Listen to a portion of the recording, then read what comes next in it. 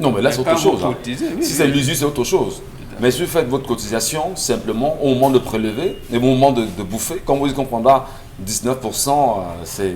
Non, organisez-vous que dans cette association-là, vous n'avez pas de location de bâches, de chaises et de tout ça.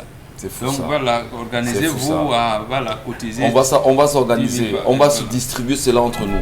Et ils viendront nous prouver comment ça se distribue. Bonjour à vous, Isabelle Carrosse, bienvenue ce matin, madame. Bonjour à vous, Michel Ngachou. Bonjour à ceux qui regardent le programme ce matin. Pourquoi est-ce que son habillement continue de créer cette polémique sur la toile? Lui qui a choisi de se mettre en jogging et qui était aux côtés du président de la Confédération africaine de football. Vous parlez de qui? Et le pullover attaché. Vous parlez de... C'est un vêtement. Pullover attaché. C'est un vêtement ou c'est pas un vêtement? Parce que ça s'enflamme sur la toile, ça va dans tous les sens. Il y en a qui estiment qu'il y a des vêtements qui sont appropriés pour recevoir de telles personnalités, des vêtements qui ne passent pas. Du président de l'Afrique foot. Oui, Voilà. Vous parlez de qui? le président de l'Afrique. Ah, d'accord. Merci infiniment à vous. Dominique Audrey, bonjour. Bonjour Michel Ngachou, bonjour aux téléspectateurs, bonjour à notre fanbase à Paris qui est portée par Maman Gouanet qui répète, elle a été subjuguée par l'épisode. Il y a 3 jours, Charles Hamel expliquait comment une femme doit faire le piment et tout. Donc hier encore, la maman me répétait ça. Elle est très contente et vous passe des salutations. À côté de ça, j'aimerais adresser mes condoléances à cette famille durement éprouvée du côté de Bafoussam Oui. qui a perdu ses enfants âgés entre 8 et 9 ans, si je ne me trompe. Vraiment, beaucoup de courage. Entre 8 mois et 9 ans. 8 mois et 9 ans. Beaucoup de courage à cette famille. Beaucoup de courage justement, et nous ouvrons dans cette émission ce matin en disant bien sûr à toutes les mamans qui nous regardent, s'il vous plaît, chères mamans, soyez extrêmement vigilantes, ne laissez plus les enfants dans vos maisons, n'enfermez plus les enfants dans les maisons et vous sortez. Rassurez-vous toujours que les bouteilles de gaz soient justement hermétiquement fermées. S'il vous plaît, lorsque vous sortez de la maison, rassurez-vous qu'il y ait au moins un adulte dans la maison qui restera aux côtés des enfants. Je m'adresse à ces mamans qui trouvent toujours du plaisir à abandonner les enfants. Et lorsque vous appelez à la maison, très tôt le matin, maman n'est pas là, elle est partie se tresser. Il est 6 heures.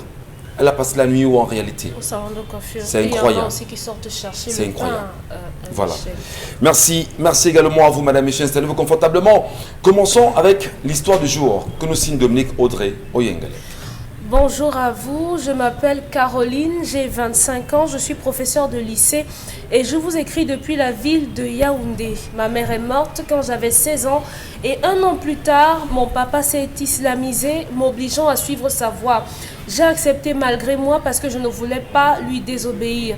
Je suis quittée de la foi chrétienne pour la foi musulmane. Ensuite, quand j'ai eu mon baccalauréat, j'ai voulu faire le concours de Polytechnique pour devenir ingénieur. Mais mon père a refusé et m'a demandé de faire l'école normale. Quand j'ai voulu refuser, il m'a rappelé que c'est lui qui paye mes études et que je dois marcher à son rythme. J'ai fait l'ENS de Marois. Je n'ai pas réussi cette année-là. L'année qui a suivi, j'ai fait l'ENS de Yaoundé et j'ai eu mon examen. Mon père m'a loué une chambre dans la zone vu que la distance entre notre maison et l'ENS était un peu loin. C'est cette même année que mon père s'est remarié avec une femme musulmane qui avait déjà 2 enfants. Lorsque je suis sortie de l'école normale, on m'a affectée dans la ville des Bolova. Je tiens à rappeler que durant ma vie d'étudiante, je me suis reconvertie au christianisme et j'ai fréquenté beaucoup l'église. Pendant ces vacances, mon père a organisé une réunion et j'ai quitté Bolova pour Yaoundé pour participer à cette réunion-là. Grande a été ma surprise de constater que c'était une réunion qui parlait de préparatifs d'un mariage. Et lorsque je demande à mon père de quel mariage il s'agit, il me fait savoir que c'est le mien et que je vais bientôt me marier. En fait, mon père m'a trouvé un homme de 35 ans, indépendant financièrement, qui a déjà un enfant. Ma question est de savoir comment faire face à cela. Je veux bien dire à mon père que je ne veux pas me marier avec cet homme, mais comment est-ce que je devrais l'aborder? Est-ce que le fait de respecter ses parents et de toujours faire ce qu'ils nous demandent de faire leur donne le droit de choisir nos conjoints? Elle est professeure de quoi? Je n'ai pas posé la question. Voilà. Mais il y a quand même lieu de dire que l'histoire pose 2 problèmes aujourd'hui, 2 problèmes majeurs. Le premier problème, c'est la question de la foi parti d'une religion à une autre, en même temps, ces migrations, va, on revient, comment ceci construit, le suivisme en même temps qui peut caractériser certains pratiquants, mais surtout la question fondamentale du choix du conjoint. Le choix du conjoint. On sait, les parents toujours pris sur eux, jadis de trouver des conjoints pour les enfants, et aujourd'hui les enfants peuvent-ils véritablement laisser parler leur cœur et se faire accompagner véritablement par les parents?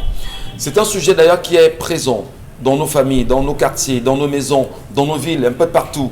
Mais les avis, justement, ce matin, mesdames, messieurs, on les prendra. Et je commence avec Charlamel Mbathiou, d'ailleurs, ce matin, pour mieux comprendre sa position là-dessus, afin de faire différemment. Charlamel, il n'y a pas de souci, allons-y. Je vais saluer la réalisation, je salue tous ceux qui nous écoutent, justement, ce matin et qui nous accompagnent. Merci beaucoup. Allez, Charlamel, quel commentaire faites-vous de l'histoire écoutée ce matin? Bien, s'il y avait quelque chose à dire, je dirais que ça se situe entre 15 et 20 ans, entre la période de disciple et celle d'ami. Elle a pris la peine de suivre son père, elle a pris la peine d'écouter ce que disait son père, et je crois qu'elle a suffisamment eu les arguments nécessaires venant de la part de son père pour se lancer dans cette relation. La liberté de choix a entraîné plusieurs mots. L'adultère, la liberté de choix a entraîné le divorce, la liberté de choix a entraîné les prostitutions, la liberté de choix a entraîné beaucoup de mères célibataires, de filles mères célibataires, la liberté de choix a entraîné. Il était question que ça encadre. Et je peux tirer un coup de chapeau au papa de cette fille, parce que le père de cette fille, connaissant sa fille, connaissant les actions, réactions, comportements de sa fille, a pesé le pour et le contre, a analysé et s'est dit, au vu de ce que je vois, parce que quand j'écoute un peu la fille, j'écoute l'histoire racontée, j'ai l'impression que la fille est indécise, elle ne parvient pas à prendre des décisions, elle a des difficultés à être autonome, elle navigue. Elle aurait pu dire, pendant qu'elle était disciple, à l'âge de 15 ans, lorsque son père a essayé de l'amener vers cette discipline, vers cette religion, elle aurait pu poser un ensemble de préalables à son père, en faisant comprendre à son père, papa, quelle est la raison fondamentale pour laquelle c'est autorisé. Un enfant, après 10 ans, a le droit de poser des questions. Pourquoi est-ce que tu veux que j'aille faire ci? Le père, maintenant, entre en lui disant, écoute, j'ai tenu à ce que tu fasses parce qu'il y a droit à l'explication. Il ne faudrait pas qu'on reste contenté de se dire que l'islam est une religion radicale. Non. Dans l'islam, il y a le souhaitable, le très souhaitable, le recommandé, le très recommandé. Il y a ce qui appartient à Allah et à ce que l'homme a la possibilité de faire. Donc ici, le père a encore organisé une réunion pour lui dire, écoute, et je souhaiterais que, à peine on dit, je souhaiterais que tu te maries, j'ai trouvé un jeune, situation stable, et c'est tout. La fille ne cherche même pas à rencontrer le garçon, enfin le prétendant, mais déjà elle est en train de se braquer. Non. Je pense que même si elle devrait donner un avis défavorable, qu'elle essaye de jouer d'abord le jeu de son père. Vous savez, quelqu'un à qui vous n'avez jamais dit non un jour, quelqu'un à qui vous n'avez jamais essayé d'évaluer ou de diluer l'ensemble des décisions, vous ne pouvez pas vous lever un matin et dire non. C'est là où elle est tout aussi confuse, parce qu'elle n'a jamais su prendre de décision devant son père. Donc, je lui dirai tout simplement qu'elle essaye de jauger, rentrer, discuter avec le monsieur, le jeune garçon, voir. Elle peut se braquer alors que véritablement le garçon est celui de son cœur. Elle peut se braquer avec raison, mais tout de go dit non à son père, non, elle n'a pas le droit. On est d'accord que le choix du parent est un choix qu'on ne refuse presque jamais, parce que le parent a une longueur d'avance en termes de vécu contrairement aux enfants, mais il y a également une assurance de vie, une assurance de ce que ces derniers iront jusqu'au terminus, comme le veulent les parents. Mais il y a également, ici, Charlamel, la petite liberté que l'on se veut pour soi-même. Au moins, laisser son cœur battre, M. Mbathiou. Je vous ai cité ce que la liberté de choix a entraîné. Oui. La liberté de choix entraîne le désordre. 470 demandes de divorce, là, c'est la liberté de choix. D'accord. La liberté de choix entraîne ceci que vous vous retrouvez avec, vous choisissez l'homme de votre cœur, vous l'imposez à votre famille. Le jour où il commence à vous torturer, vous blesser, vous ne pouvez pas rentrer parce qu'il n'y aura pas d'appui, ça aura été votre choix et non le choix de la famille. La liberté de choix a laissé parler le jeu à la place du nous qui est bantou. Je l'aime, je le veux, je l'ai choisi, c'est mon homme, je fais ce que je veux, vous n'avez rien à me dire. C'est la liberté. Les féministes vous diront que non, la femme a le droit, elle a ceci. Mais je continue à dire que le père sait ce qui est bon pour son enfant. Connaissant sa fille, il a trouvé l'homme avec lequel. Et là où elle est, elle-même, elle est en train de fauter parce qu'elle n'a pas avoué à son père qu'elle est redevenue chrétienne. Ce qui suppose que l'ensemble des préceptes dont elle était censée appliquer, mettre le voile, je ne sais pas si il est autorisé ou je ne sais pas moi, dans quel courant ils sont.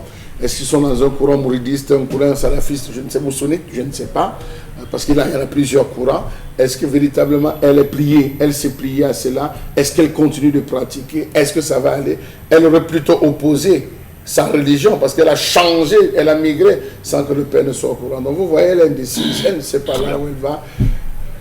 Vous dites que l'indécis chez Alamel Bachou, justement, les avis des téléspectateurs nous intéressent. Hier, on est musulman. Enfin, hier, on est chrétien. Demain, on est musulman. Et on redevient justement chrétien plus tard. Et entre-temps, on se marie à un musulman. On vous demande de vous marier. Enfin, on vous demande de vous marier à un musulman, justement. Et là, c'est le choix du parent, pas le vôtre en réalité. À côté de ceci, il ne faut pas désobéir à ses parents. Qu'est-ce qu'on fait concrètement, Isabelle Carrozepette? Que dites-vous à cette dame ce matin et à toutes les femmes qui se retrouvent dans cette posture? Du moins, quels commentaires vous faites? Je crois qu'elle doit parler avec son père. Je crois qu'elle doit pouvoir échanger avec lui parce que le mariage, ce n'est pas une aventure. Le mariage, c'est un engagement. Le mariage, ce n'est pas pour un jour. Le mariage, en principe, c'est pour une vie. C'est vrai que d'aucuns me diront que le mot divorce n'existe pas pour rien, mais quand on décide de s'unir, c'est pour passer le restant de ses jours avec cette personne. Maintenant, d'avoir un choix fait par le parent, moi j'ai un problème avec la posture, alors avec la façon, l'approche que le parent adopte. Parce que si vous voulez que votre fille épouse un homme, oui, ça peut se faire. Mais maintenant, vous en parlez au préalable avec elle. Vous lui faites savoir que, ok, d'accord, j'ai vu tel jeune homme, j'estime qu'il a de bonnes attitudes comme son père ou comme je ne sais pas qui. Et qu'ensemble, à mon avis, vous formerez un beau couple. Quitte à ce que votre fille prenne le temps de savoir qui est en face, de le découvrir, de se découvrir ensemble, de voir s'ils sont en atome crochu ou pas, s'ils ont des affinités, s'ils peuvent être amis et tout, parce qu'on peut être marié mais ne pas être amis, et ça aussi c'est un problème. Voir si on est vraiment en atome crochu. Et si ce n'est pas le cas, on se dit ok d'accord, on s'est mis ensemble, mais ça ne peut pas marcher, par conséquent on ne se marie pas. Mais de voir le père qui a pris les devants, qui a tout géré et qui impose ça à sa fille. Moi, c'est à ce niveau que j'ai le problème. Parce qu'il est en train d'imposer cela à sa fille. Il y a des personnes qui se sont mariées via le biais de quelqu'un. C'est passé normalement, mais il ne faut pas parler d'imposition. Parce qu'une fois que vous imposez à l'autre, quand on sera dans le ménage et qu'il y aura des problèmes, parce que tous les jours ne seront pas roses, on dira, c'est mon père qui m'avait même forcé de t'épouser, je ne te voulais même pas dans ma vie. C'est elle qui m'avait obligé d'être avec toi. Et puis, l'autre en face va toujours mal gérer ça. C'est des blessures parce que le mari en face sera tout le temps en train de recevoir ça sur le visage. C'est mon père qui m'avait forcé. Moi, je ne te connaissais même pas. Je n'ai même jamais voulu être avec toi. Quand je lui avais dit non, il m'a dit non, épouse-le, il est une bonne personne. Voilà aujourd'hui, pardon, que lui-même vienne gérer le mariage parce que moi, je ne suis pas d'accord, je ne pourrais plus être là. Donc, vous voyez qu'on sera toujours en train de mettre ça sur... Tout ce qu'il y a de mauvais sera toujours mis sur le dos du père et il pourra porter ça comme une croix durant toute sa vie. C'est pour ça que en ce qui concerne le mariage, il faut que les deux personnes soient consentantes. C'est pour ça que peu importe là où vous êtes rencontrés, peu importe qui vous a mis en contact, quand vous arrivez à la mairie, on vous demande toujours, voulez-vous épouser telle personne? Parce qu'au moindre nom, on arrête tout. C'est parce que le maire a besoin d'écouter les consentements. c'est une étape très importante. Il y en a qui le font comme ça et qui ont l'impression que c'est banal, mais c'est une étape extrêmement importante. Parce qu'on veut savoir, au-delà de tout ce qu'il y a à Stras, paillettes, soirées qu'on a organisées et tout, est-ce que votre cœur accepte telle personne?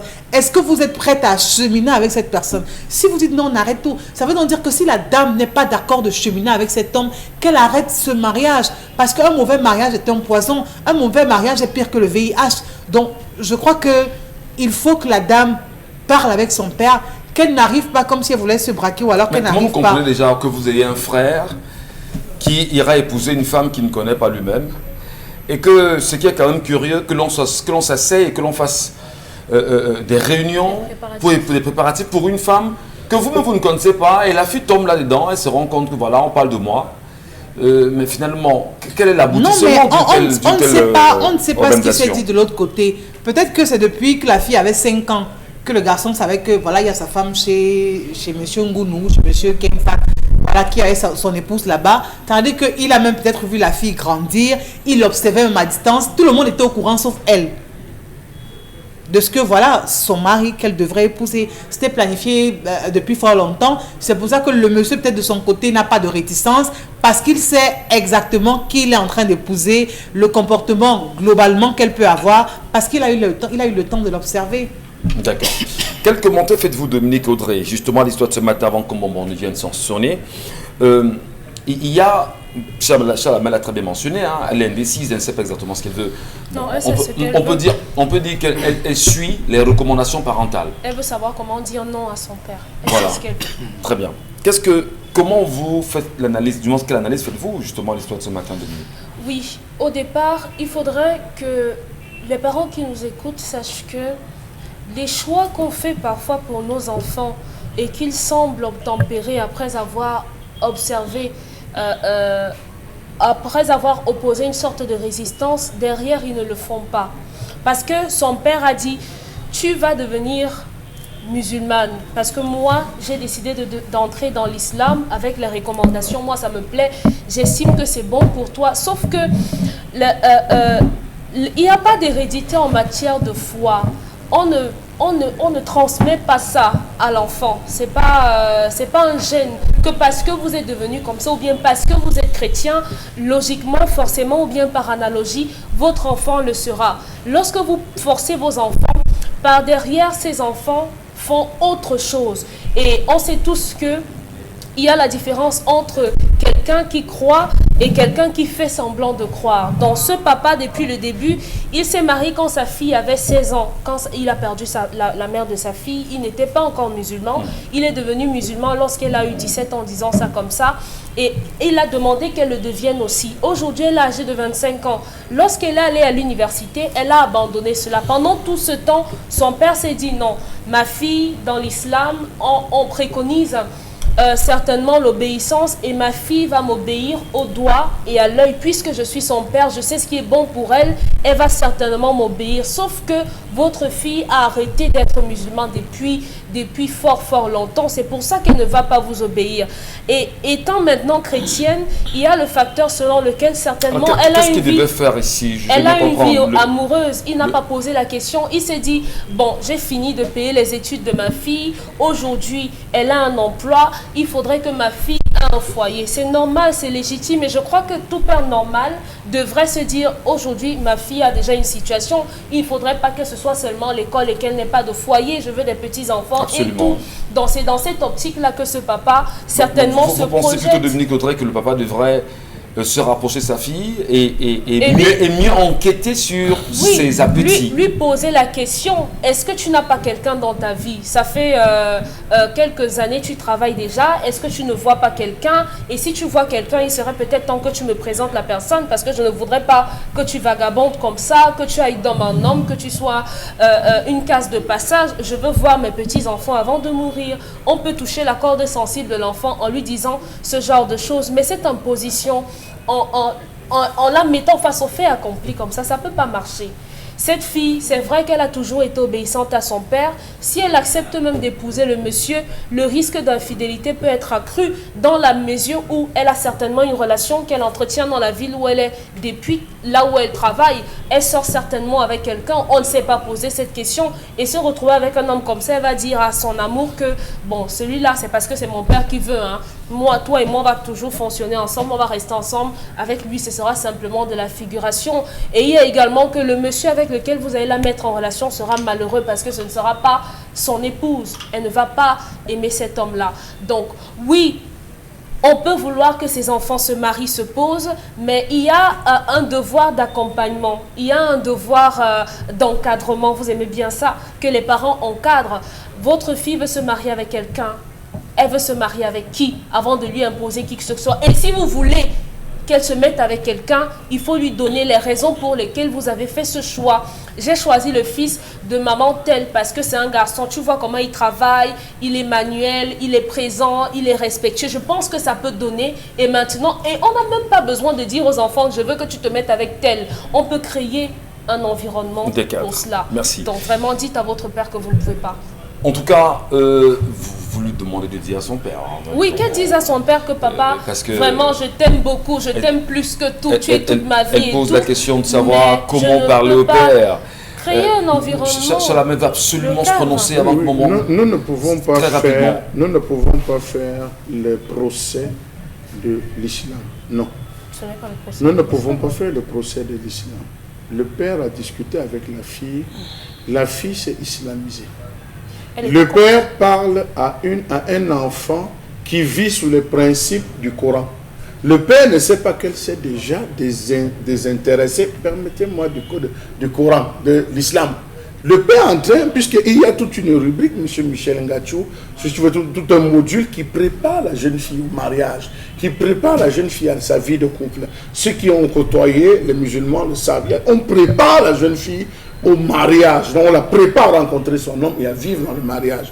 Le père estime que le temps que la fille a pris en allant à Ebolova, il y a toute une communauté, elle est à l'intérieur, elle a pu se forger, elle a pu se former. Donc il s'adresse à sa fille, mais il ne sait pas que sa fille a retourné la veste, que sa fille est sortie. Parce qu'il faut voir le cadre. S'il savait que sa fille n'était plus musulmane, qu'elle avait changé, je pense que le paradigme et l'approche devaient être différents. Donc la fille a joué un jeu. Mbombo Bengan. Il est important, au-delà de notre africanité, de nos us et coutumes bantous, si on veut le dire dans la globalité, et même semi-bantou, au-delà du regard que l'Africain que vous avez porté sur le mariage et ses principes beaucoup plus religieux aujourd'hui, quelle position gardez-vous ce matin et que dites-vous à vos nombreux enfants qui vous regardent ce matin et qui sont dans cette posture? Patriarche Mbombo Bengan. Moi, je vous aurais dit que ce sujet ne m'intéresse pas. N'est-ce pas?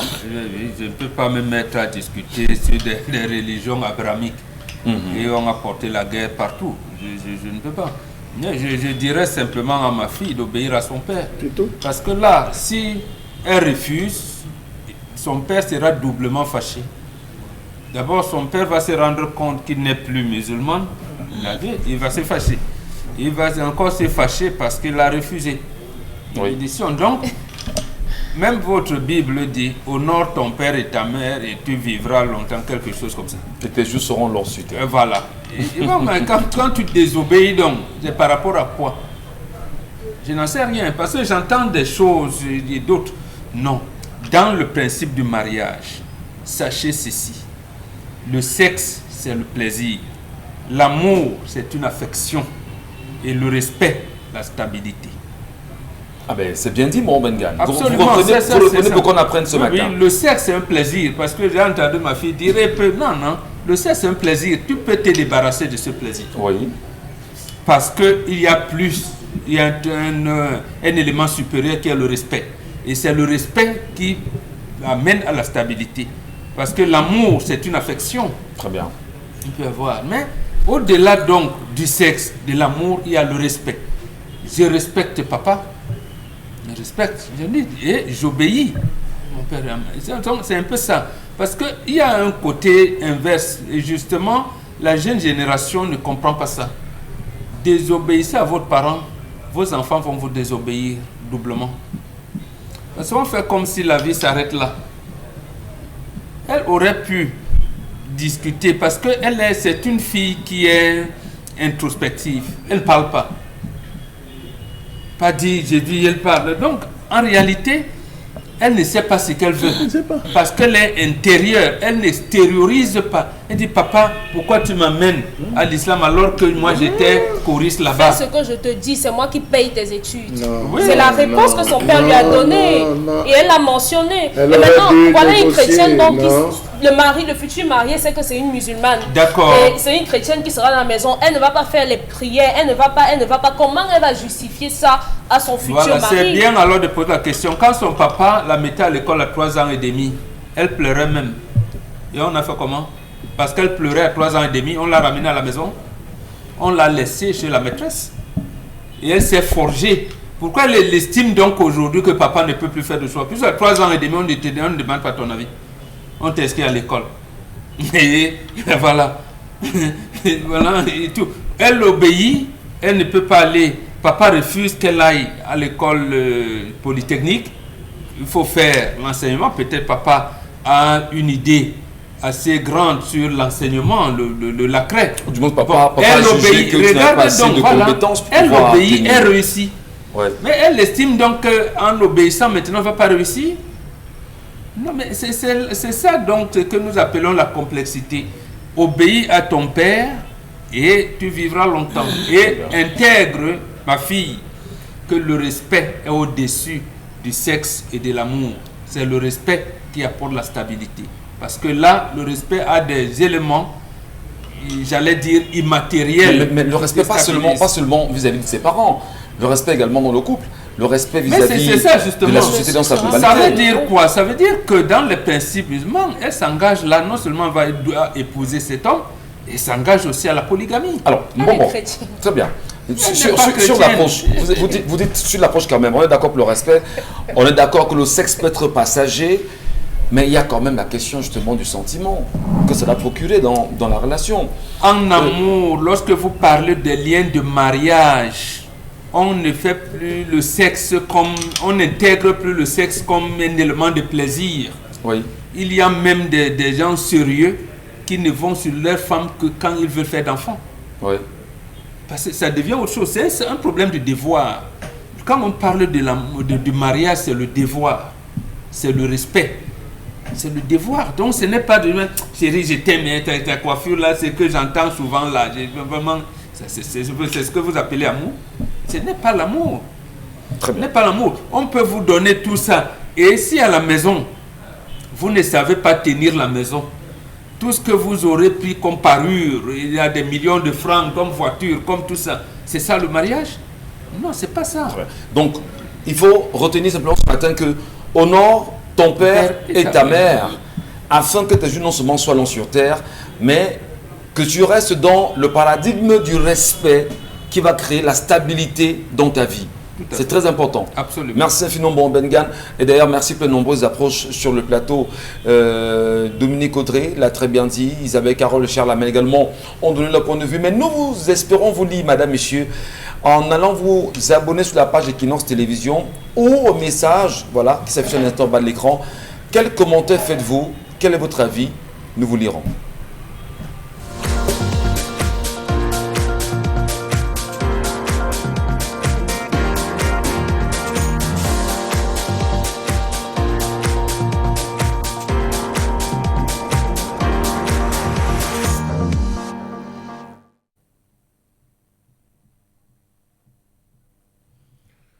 Je m'interroge ce jour sur la question de la mafia foncière grave qui sévit dans le Mungo.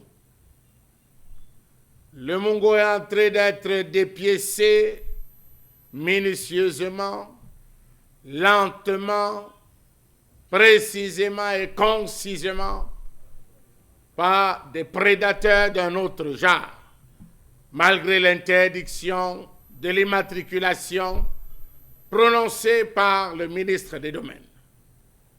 Comment comprendre cette mafia qui a fait son nid dans le Mungo et qui s'intéresse désormais au terrain de l'État? Comment comprendre de telles intrusions sur le domaine de l'État ou comment de telles intrusions ont pu se passer sans que les services compétents, notamment la délégation des domaines du cadastre et des affaires foncières, n'aient pu rien voir.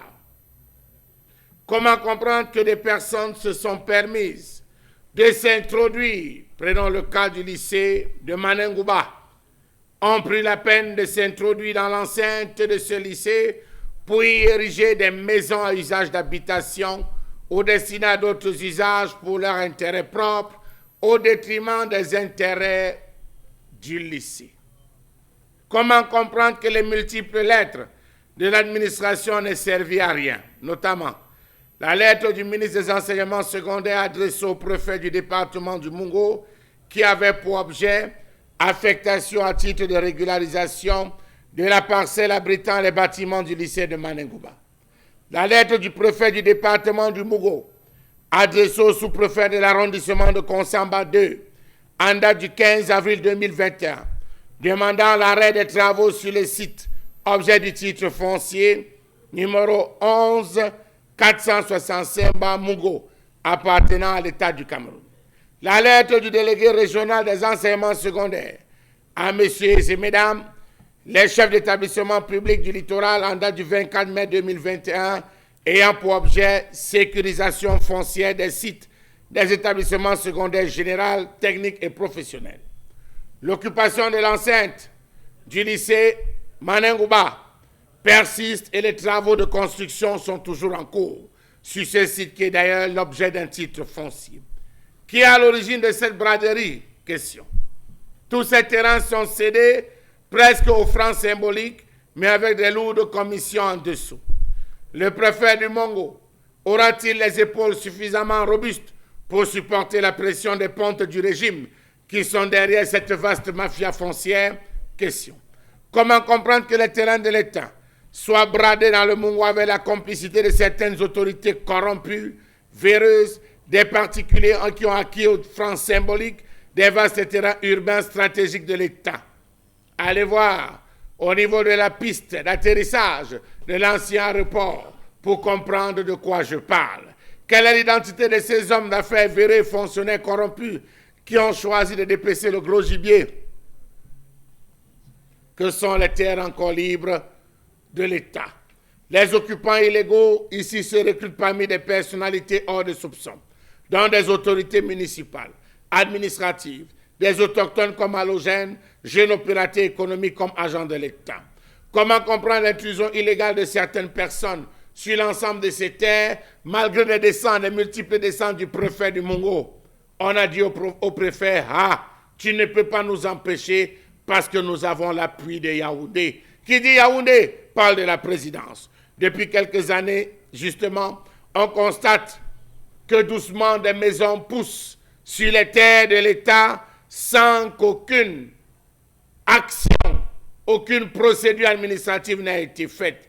Des fondations sur lesquelles poussent des édifices, des commerces, des lieux de location ou un bail, au nom de qui allez savoir. Les prévaricateurs du domaine de l'État ont grappillé les terres de l'État au niveau du lycée technique, l'école normale des instituteurs, l'école primaire d'application, là-bas dans le Mungo. Savez-vous qu'à cette terre, malgré les décisions d'arrêt, les choses ont repris calmement. Chacun vient avec son document de Yaoundé. Ils ont repris le travail en force. Avant qu'il ne soit tard, posons-nous les bonnes questions. Que s'est-il passé entre-temps? Le préfet est-il au courant de la nouvelle tournure? Il est impossible que la mairie ne soit pas au courant que les travaux ont repris sur ces différents sites. Les gars ont dit, l'État est lent, nous on est rapide. On procède à la mise en valeur. Après, on va devoir gérer, mais pour le moment, on occupe. Connaissant bien sûr l'État du Cameroun, on a quand même le droit de se poser des questions fondamentales, Charles Amembachou. Qui vend ces terrains à ceux qui les occupent? Les fonctionnaires, les autorités administratives, les autorités municipales, les chefs traditionnels et les agents de l'État corrompus avec la bénédiction de Yaoundé. Vous savez, quand vous dites j'ai l'appui de Yaoundé, on vient avec la lettre. Ça peut sortir de la présidence, ça peut sortir des domaines, ça peut sortir. Vous ne savez pas, c'est Yaoundé. Quel désordre, bon Dieu. Comment comprenez-vous encore ça ce matin, mesdames et messieurs? Vous êtes dans le Mungo, certainement, là-bas, vous nous regardez, et qui est témoin de ce qui est en train de se passer là-bas comme désordre. Mais on parle quand même de désordre aujourd'hui. Et l'une des questions également évidentes, c'est de savoir qui est à l'origine du désordre au Cameroun. Qui ne permet pas au Cameroun de mieux s'organiser? Comment peut-on, parce qu'on est fonctionnaire, parce qu'on est X ou Y, choisir d'occuper des espaces terriens propres à l'État du Cameroun, dira-t-on, que l'on tient les documents venant de Yaoundé. Au final, Yaoundé n'est pas une nébuleuse, Mbombo Bengan dans sa globalité, une nébuleuse qui nuira à tout le monde quand même. Le monde aujourd'hui paie encore les frais, je vais dire, de la question du foncier. Ce n'est pas nouveau. Alors, dans ce cas-là, qui peut toujours être qui est toujours à l'origine, bon Bengan? Ceux qui portaient le regard, le ministre du domaine, les occupants, les chefs traditionnels, les fonctionnaires, l'État qui est fragile, faible en réalité, au final qui est fort ici. D'abord, j'apprécie le terme que vous avez utilisé, désordre. Il s'agit d'un désordre. Occuper le terrain privé de l'État. Et de manière, j'allais dire, ostentatoire, ça relève du désordre. Vraiment du désordre. C'est-à-dire que le ministre des enseignements secondaires interpelle le préfet, qui interpelle le sous-préfet, et qu'on ne trouve pas de solution, c'est du désordre. Parce qu'au départ, c'est le sous-préfet qui est le président de la commission consultative de délivrance des titres fonciers. Dans sa commission, il y a des représentants du MINAT, c'est-à-dire ses chefs de truc, il y a les représentants du ministère en charge de l'agriculture, du ministère en charge des domaines. Donc, vous ne pouvez quand même pas vous tromper. Savoir qu'ici, il y a un titre foncier de l'État. Pour le cas précis, c'est le titre, en fait, comme il a dit, 11 465. Donc, il y a un titre foncier de l'État. Le titre 11 465. Voilà. De l'État.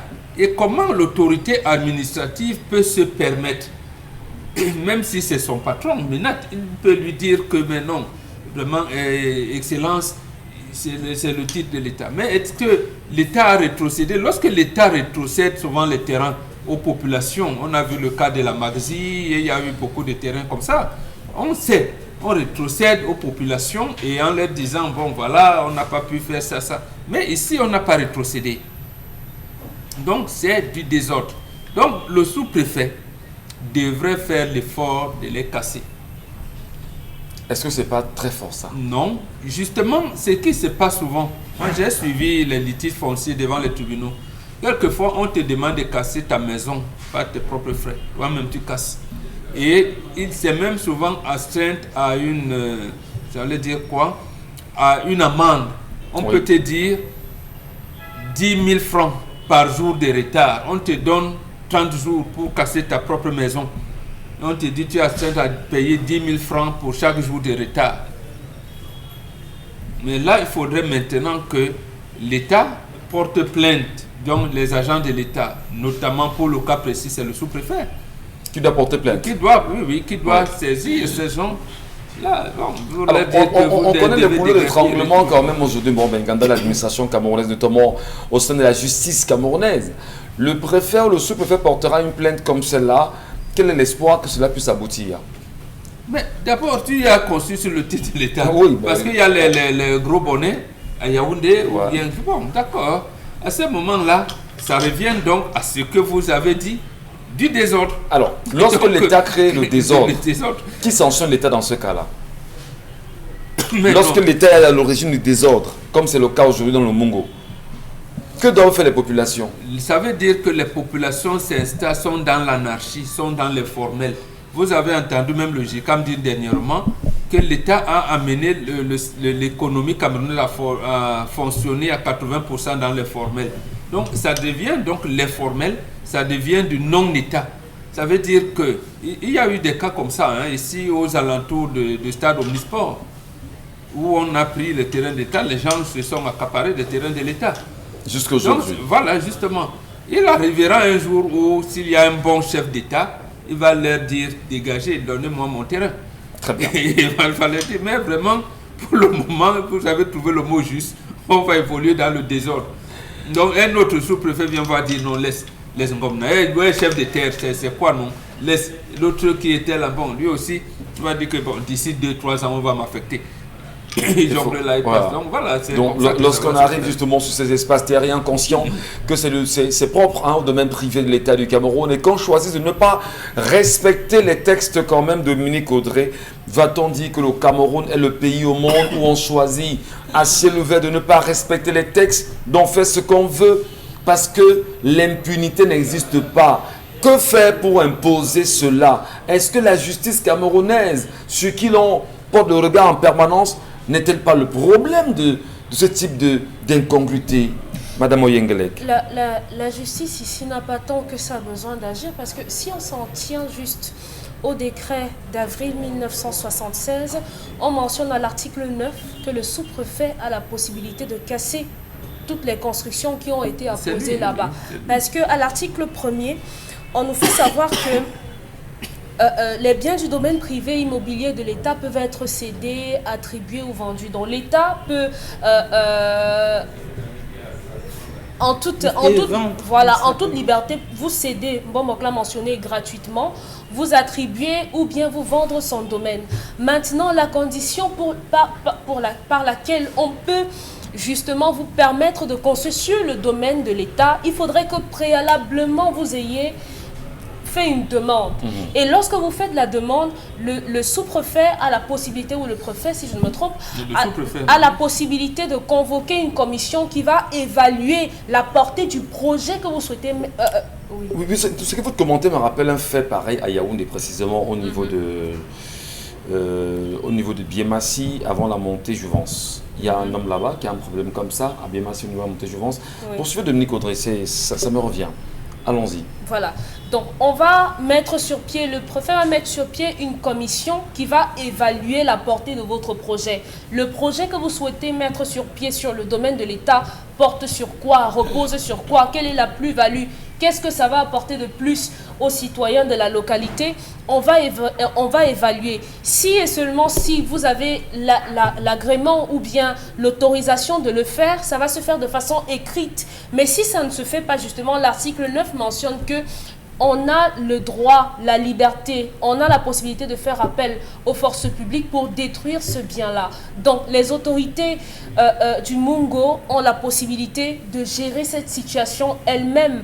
Maintenant, allez savoir qui sont les personnes en face ou bien qui sont les personnes cachées derrière les vis-à-vis de ces autorités du Mungo-là, parce que c'est incompréhensible qu'on vous dise que l'enceinte d'un établissement comme le lycée de Manengouba soit déjà violée par la présence, les assauts de certaines personnes qui apposent, qui font fondation et tout. C'est devenu tout et n'importe quoi, parce que malheureusement cet établissement n'a pas de clôture depuis une trentaine d'années. Donc il faudrait que les autorités là-bas prennent le taureau par les cornes. Très bien. Et qu'on ait ces autorités folles qu'on désire tant. On espère. On se retourne vers vous, Isabelle Carozopet, et on prend votre avis justement sur la question. Je voudrais bien savoir, lorsqu'on a quand même un sous-préfet qui on va dire, qui est le patron, le chef des terres, et que l'on choisit de violer les textes devant le sous-préfet lui-même, ne peut-on pas dire qu'il y a des complicités bien connues, bien pensées, bien organisées, afin de manger sur le dos des populations aujourd'hui, là-bas, dans le Mungo? Je crois que la situation est extrêmement grave, et c'est grave parce que ce sont ces autorités-là elles-mêmes qui permettent qu'on arrive à de tels dégâts ou encore de telles situations plutôt inconfortables. Parce que c'est à elles de pouvoir taper du poing sur la table et de dire on ne peut pas vous laisser cet espace, parce que c'est un espace qui appartient à l'État. Alors, ça veut dire qu'on doit plutôt préserver cet espace ou alors le sauvegarder. Sinon, parce que comment vous allez vous retrouver avec des personnes demain qui vous disent avoir des titres fonciers sur des espaces qui appartiennent à l'État? Ces personnes-là font comment? Qui les délivre ces documents pour que demain, on vienne se retrouver dans une histoire de litige foncier entre ces populations et des particuliers, entre des populations et des pouvoirs publics? Ça ne devrait pas être le cas. Mais c'est ce même système, ou alors ces mêmes personnes en place chargés de diriger, qui eux-mêmes arrivent à pouvoir créer cet amalgame et à créer des tensions. Sinon, vous ne pouvez pas dire que c'est au contraire. Vous ne pouvez pas dire que c'est un espace qui soit réservé et vous mettre vous-même en train de vendre encore le même espace en question. Et bien au-delà, Comment se retrouver dans une localité avec une personne qui a 40 000 hectares de terrain? Comment ça se fait dans un environnement où les gens ont besoin de cela? Une seule personne vient s'approprier de tout un village. Même si la personne a des moyens, je crois qu'il va de l'autorité en charge de pouvoir veiller à ce qu'on n'extrapole pas. On donne la possibilité à une couche importante de pouvoir au moins avoir un lopin de terre au détriment d'une personne qui vient s'offrir tout un village quand même, devant les yeux du préfet, du sous-préfet qui voient, qui assument et qui sont là. Ça s'explique comment? Ça veut dire que tant que la corruption persiste et perdure, on ne pourra jamais arriver à de meilleurs résultats parce que eux, ou encore le sous-préfet ou le préfet, sont là quand de telles tractations se passent. Qu'est-ce qu'ils font pour que le Mungo aujourd'hui se retrouve dans de telles situations? Rien du tout. Moi, je crois que les autorités sont complices et c'est pour ça qu'on arrive à de tels désagréments. S'il y a complicité avec les autorités, je voudrais justement le rappeler parce que, à vous entendre, il y a un cas pareil à Yaoundé précisément, je le disais au niveau de Biémassi, c'est une affaire concernant M. Ndonken Laurent qui, lui, souvenez-vous, avait acquis par les soins justement de l'État, on va dire un espace là-bas au niveau de Biémassi. Entre-temps, il y a ce qu'on appelle les propriétaires, c'est-à-dire que ceux qui auraient, les autochtones, voilà, qui seraient revenus lui rappeler que l'espace n'est pas le sien, alors que l'État lui a fait savoir que l'espace t'appartient. Et il y a aujourd'hui au niveau de la justice des nœuds qui sont créés pour empêcher justement que justice soit rendue véritablement. Alors, Charles Amen Badjou, quand je pense au problème de M. Ndonken Laurent à Yaoundé, précisément au niveau de Biémassi, je reviens prendre le cas précis du Mungo, dont vous avez fait vocation et vous en faites de la colère. Le cadastre aujourd'hui, je veux dire le ministère des Domaines, le MINAT et la présidence, va-t-on dire, peut-être même la justice, sont aujourd'hui à l'origine du désordre, ou seraient à l'origine du désordre que l'on vit aujourd'hui au niveau du Mungo, M. Mbadjou Chalamel. Dans les années 70 jusqu'à la première moitié des années 90, tous les terrains de l'État avec des plaques. L'eau de l'État du Cameroun, titre foncier numéro tant, on met point tous les terrains de l'État. Vous ne pouvez pas venir parce qu'on avait implanté des plaques à tous les endroits pour vous faire comprendre que là où vous venez, vous vous attaquez au terrain de l'État, au domaine privé de l'État. Monsieur Michel Ngachou, lorsque vous entrez dans le Mungo, tous ceux qui achètent les terrains à l'heure actuelle dans le Mungo n'auront pas de titre foncier parce qu'on a suspendu l'immatriculation. Dans le Mungo? Oui, dans le Mungo. Il y a un tel désordre que je peux vous rassurer, la prochaine guerre sera domaniale. La prochaine guerre sera domaniale et je peux vous assurer qu'elle sera extrêmement sanglante. Je dis extrêmement sanglante. Vous ne pouvez pas savoir ce que les gens vivent et ce que les gens portent. Le prochain président du prochain système qui prendra les rênes de ce pays, M. Michel Ngachou, fera, je suis sûr, arrêter toutes les anciennes autorités administratives, malades ou pas. Doit ou fera? Il le fera, M. Michel Ngachou, pour la préservation de la paix sociale, devra les faire arrêter systématiquement. Parce que je vais vous dire... Vous comprenez qu'à votre idée, on ne saura jamais qui est un changement je de système. Je vous le dis, vous pouvez... Il y a trois choses qui ramènent l'homme à l'existence. Il y a l'histoire, il y a le temps, il y a les événements. Voilà les trois points. L'histoire, le temps et les événements. Avons-nous une histoire? Oui. Qui sera accompagnée par le cimetière de tous ceux qui ont pillé le Cameroun. Leur nom sera là. Avons-nous le temps? Non, nous n'avons plus le temps. Parce qu'aujourd'hui, nous jouons contre monsieur. On va à une vitesse.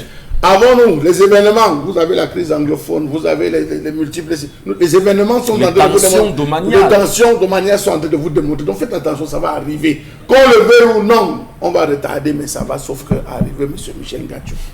Vous savez donc, ces autorités qui, chaque fois qu'elles sont nommées, commencent par repérer les différents domaines de l'État déjà occupés par des particuliers. Envoient des sommations à libérer, envoient... Ces gars se déportent pour la préfecture ou la sous-préfecture. Oh, en Kongouma, bienvenue, Kongouma. Vraiment, tu ne peux pas arriver avec des problèmes comme ça. On sait que comme tu es venu là, il y a des soucis de carburant, ferme les yeux. C'est toi, tu dis rien. Tu as compris, Koukouma, il dit vraiment. On dit que nous, on n'est pas venu pour vous faire des problèmes. On nous a demandé de fonctionner avec vous. Donc ça va. Tant qu'il n'y a pas de problème à Yaoundé, restez. Voilà comment cette corruption est entretenue. Et celui qui sait que j'ai déjà négocié procède à l'extension du terrain. Sachant que même si l'État vient revendiquer, on va mettre en avant la mise en valeur.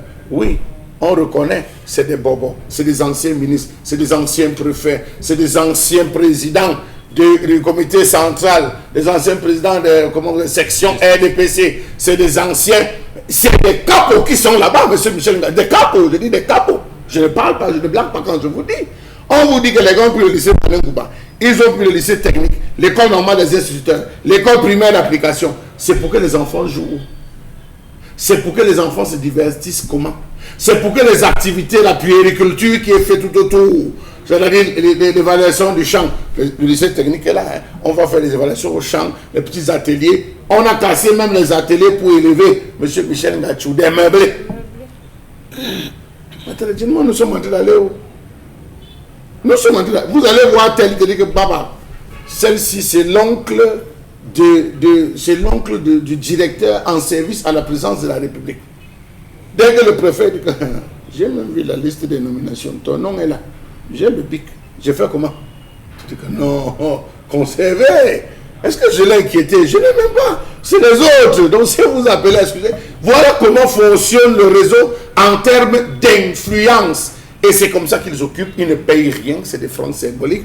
Vous avez les chefs traditionnels. Qui sont complices. Qui sont complices en disant qu'on avait seulement donné, même l'école là n'avait pas payé, même le lycée là n'avait pas payé. Vous avez eu 3 lettres.